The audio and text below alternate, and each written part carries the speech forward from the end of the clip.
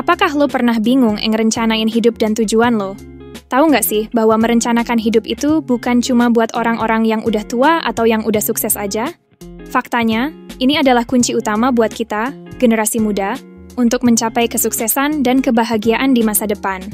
Perencanaan hidup adalah proses di mana kita menetapkan impian dan tujuan, lalu membuat peta jalan untuk mencapainya.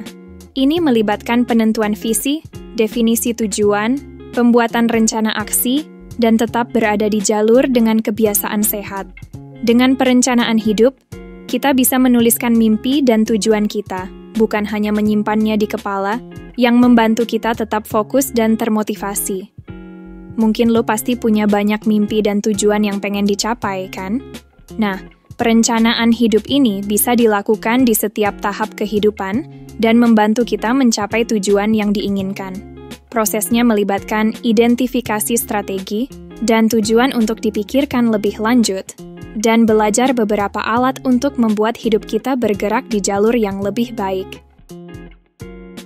Manfaat dari perencanaan hidup ini banyak banget loh. Mulai dari memberikan arah dan kejelasan hingga meningkatkan rasa kepuasan dan kebahagiaan. Tapi, perencanaan hidup nggak selalu mudah. Ada banyak tantangan yang mungkin kita hadapi. Misalnya, kita sering kali bingung harus mulai dari mana, atau kita merasa takut gagal sehingga nggak berani memulai sama sekali. Plus, kadang kita juga terjebak dalam rutinitas sehari-hari yang membuat kita lupa untuk meluangkan waktu merencanakan masa depan.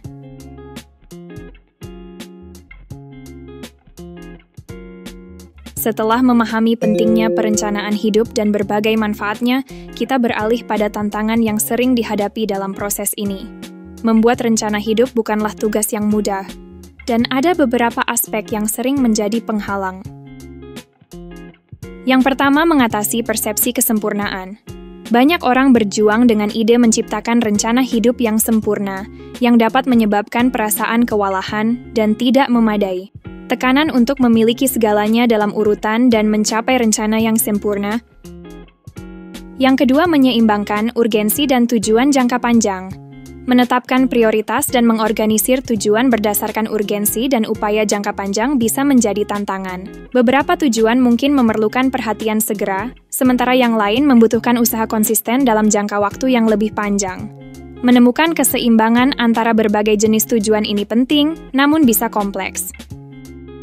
Yang ketiga, mengidentifikasi nilai dan visi. Mendefinisikan nilai pribadi dan menciptakan visi yang jelas untuk masa depan bisa menjadi tantangan. Ini membutuhkan introspeksi dan kesadaran diri untuk mengungkap apa yang benar-benar penting dan apa yang ingin dicapai dalam hidup. Yang keempat, implementasi dan konsistensi. Mengembangkan rencana hidup adalah satu hal, tetapi mengimplementasikannya dan tetap konsisten dengan tujuan dan strategi yang telah ditetapkan bisa menjadi tantangan besar. Ini membutuhkan dedikasi, ketekunan, dan kemampuan untuk beradaptasi dengan perubahan keadaan. Yang kelima, mengatasi hal yang tidak berfungsi. Mengakui dan mengatasi aspek-aspek dalam hidup yang tidak berfungsi bisa sulit. Ini melibatkan menghadapi tantangan dan rintangan yang mungkin memerlukan usaha dan keberanian yang signifikan. Tantangan-tantangan ini menyoroti kompleksitas perencanaan hidup dan kebutuhan individu untuk menavigasi berbagai hambatan.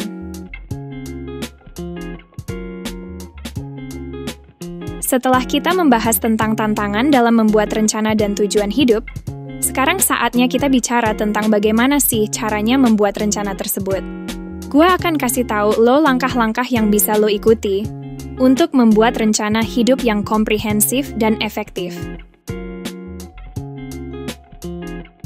Pikirkan tentang tujuan apa yang ingin lo capai sepanjang hidup lo. Renungkan nilai-nilai lo dan tentukan apa yang paling penting bagi lo. Ini adalah langkah awal yang krusial.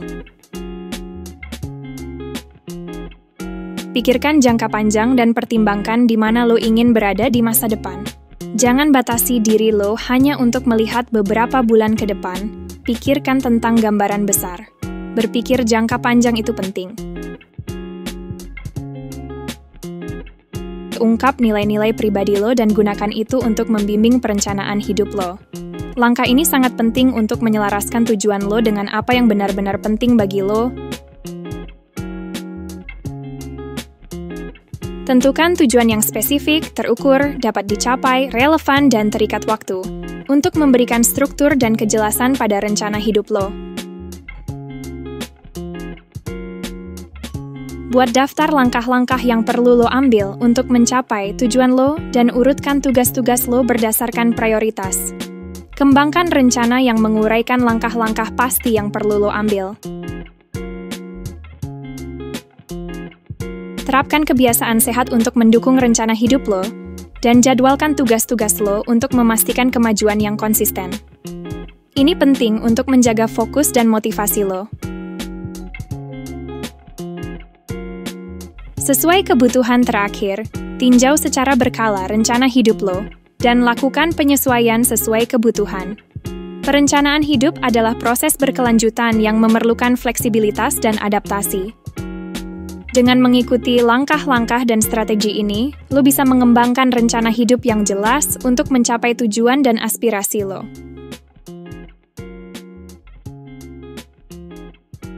Setelah memahami tantangan dan cara membuat rencana serta tujuan hidup, penting juga untuk mengenali manfaat yang dapat diperoleh dari perencanaan hidup.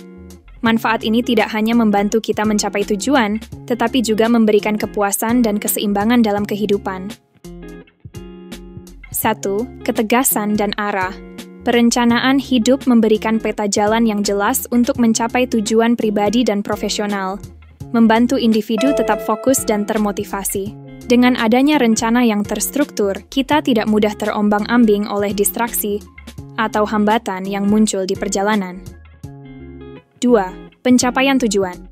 Perencanaan hidup memungkinkan individu untuk menetapkan dan mencapai tujuan hidup mereka dengan memecahnya menjadi langkah-langkah yang dapat diambil dan diprioritaskan dengan efektif. Ini seperti memiliki kompas yang selalu menunjukkan arah yang benar menuju tujuan kita. 3. Motivasi dan kepuasan. Memiliki rencana hidup dapat meningkatkan motivasi dan kepuasan dalam karier dan kehidupan pribadi karena memberikan rasa tujuan dan arah. Ini seperti bahan bakar yang terus menyala, mendorong kita untuk terus bergerak maju. 4. Keselarasan dengan nilai. Perencanaan hidup memungkinkan individu untuk menyelaraskan tujuan dan tindakan mereka dengan nilai-nilai inti mereka, mengarah pada kehidupan yang lebih memuaskan dan berorientasi tujuan. Ini seperti membangun rumah di atas fondasi yang kokoh, yang sesuai dengan apa yang kita percayai dan hargai. Fleksibilitas dan adaptasi. Perencanaan hidup mendorong individu untuk secara teratur meninjau dan menyesuaikan rencana mereka, menumbuhkan kemampuan beradaptasi dan ketahanan dalam menghadapi perubahan keadaan. Ini seperti memiliki kemampuan untuk menavigasi melalui berbagai jalur, sambil tetap menuju tujuan yang sama. Keselarasan emosional. Menambahkan elemen emosional pada tujuan, memastikan bahwa tindakan kita diisi dengan makna dan gairah, mengarah pada kehidupan yang lebih memuaskan dan berorientasi tujuan. Ini seperti menanam bunga di taman kehidupan kita, yang tidak hanya indah tapi juga memberikan kebahagiaan dan kepuasan. Manfaat-manfaat ini menekankan pentingnya perencanaan hidup dalam mencapai kepuasan pribadi dan profesional, serta dalam menjaga rasa arah dan tujuan.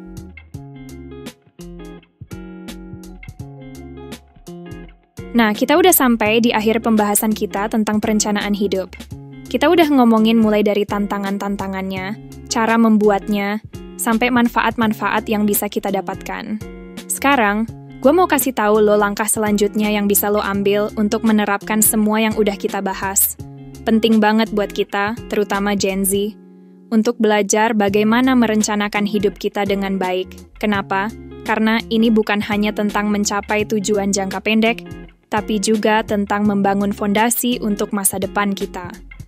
Dengan perencanaan yang tepat, kita bisa mengarahkan hidup kita sesuai dengan nilai dan impian kita, bukan hanya mengikuti arus. Jika video ini bermanfaat, jangan lupa share ke teman-teman kalian juga ya. Sampai bertemu di video selanjutnya.